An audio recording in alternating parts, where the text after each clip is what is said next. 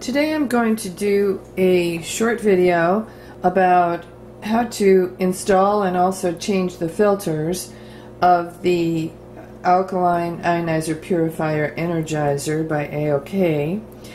And this is a pretty cool device. It's a filtering only device that ionizes and alkalizes the water. But I'm not going to really talk about the device. You can look on my website to see all of what it does. But I'm just going to talk about when you receive it, what do you do with it? Alright, the first thing, you're going to take this great big filter thing out of its bag, which is, obvious. And then it comes without, obviously, the spout.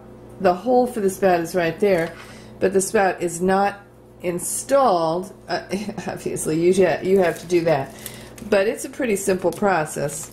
Now, along with the spout, you've got these other little things. They're called O-rings that have to be inserted onto the spout. There's two of them. You just kind of slip them over the end of, this is the portion that goes into the filter. Now, I've got one that already has the two O-rings, they're called, on it. And believe me, it's simple to do. And you just push it in until it is flush with the hole.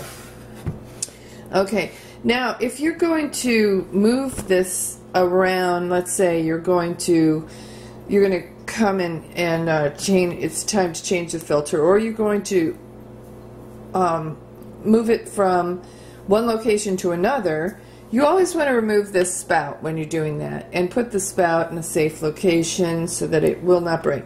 This spout will break, so it's definitely suggested to remove it from this thing if you think it might knock into things.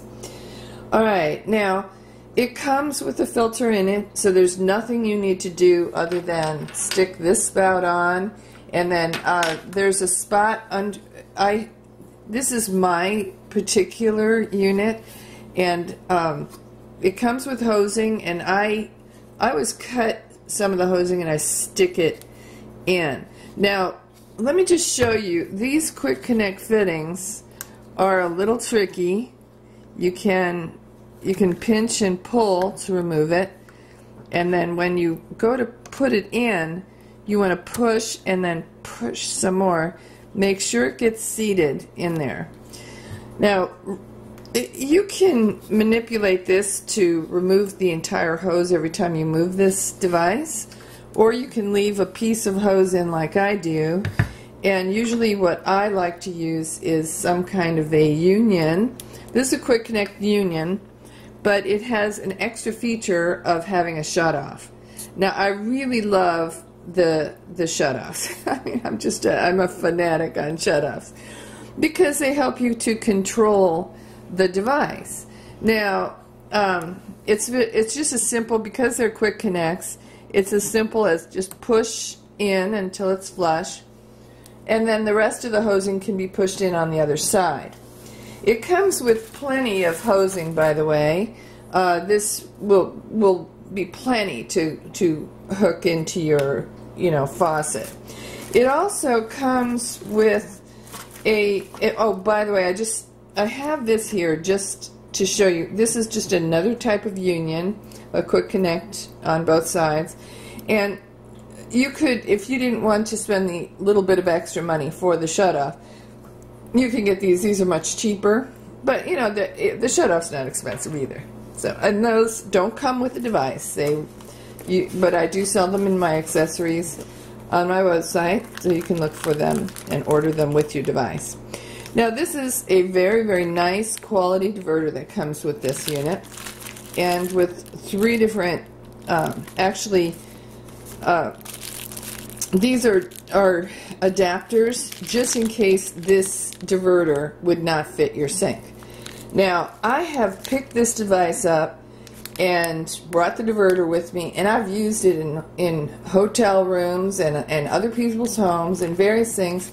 I've never found a sink that it didn't fit in, just like this, without the the adjustment pieces. But it's nice to have those adjustment pieces just in case. Now this particular diverter is a real nice one. It's a lever style, which is, I think, the easier type to manipulate for people. Okay, the diverter comes really nicely packed in this little box. Okay, so that's basically the steps on hooking up. I'm not going to show you how to hook up the diverter. You can look that up on another video, or just it's fairly intuitive. But I do have other videos for that. All right, now I wanted to go over a little bit of change, what to do after 6 months or whatever when it's time to change it. This particular this is called a housing wrench. This particular housing wrench is made specifically for this device. Now, it fits exactly on the upper piece. Now, you may not need it. Honestly, my husband can do this without this, but I like having it because then it allows me to unscrew it, and I usually have to just hold the base and unscrew. It gives me that extra, leverage to unscrew easily. Now, the change out of the filter. Let me just explain to you how this housing is. This housing is made of the highest quality of housing material, and it has, let's see, this piece right here also comes off. Now, the reason why that was a little hard to come off is there is an O-ring here, and that O-ring grabs it, and that's good. That's what keeps it from leaking. So there's also another O-ring here. So but that's just another story. All right, now this may not just easily come out. So I'm just going to show you some tricks to getting it out. Usually what I will do is just go and get a butter knife and then use that to assist me in my quest to get this thing off. Now, I did manage to pull it up a little bit, but I'm going to just go all the way around, and it's just prying it, because what's happened is there's an O-ring in here, and there's also a little bit of a waxy seal. So between those two things, it's suctioned in there. All right, so this thing comes out, and then you can get a little bit of extra life out of this filter. Let's say the filter the flow slowed down, and so that's telling you it's time to change filter. Your water probably has a lot of sediment, maybe iron, things like that in it.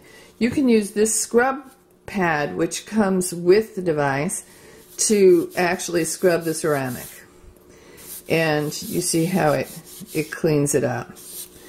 Now, this didn't really have a lot on it, because I really don't have bad water full of sediment. But if you do, then this would be just a way of scrubbing that clean. That gets you a little bit more life out of your filter. But honestly, you should really change this every 6 months, or at least no more than every year. Just change it out. Get a new one. Okay. When it's time to put I'm not going to go around scrubbing the whole thing, because really it's fine. It's not really bad. But when you're ready to put the new filter in, you just, open it up, unwrap it, put the new filter in, and then you're going to push down until it's flush.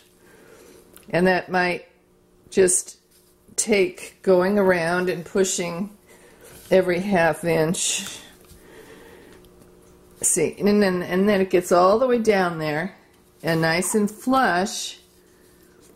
And that way you're going to have no leaks. Now, it's not that big of a deal if you had a little leak because it's on your counter and you can see it and just take care of it. Now, this piece here will go on here, and I just, it doesn't matter where it goes. It just sets all the way down on it flush.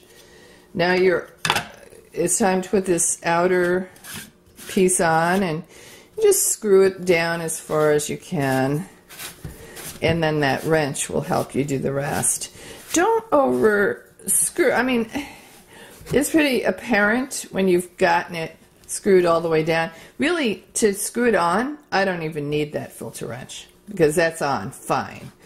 And you can see that it's flush. Now, I mean, if there was any leaking whatsoever, you could use the filter wrench to tighten it more, but I'd rather err on under tightening rather than over tightening. Last step is just put your spout back on, and you're ready to go for another year. Now this can turn so that you can have it facing whichever way. Like, let's say your hose comes out this side, you might want to have this come out the other side. Okay, so that's the extent of it, and thanks for watching.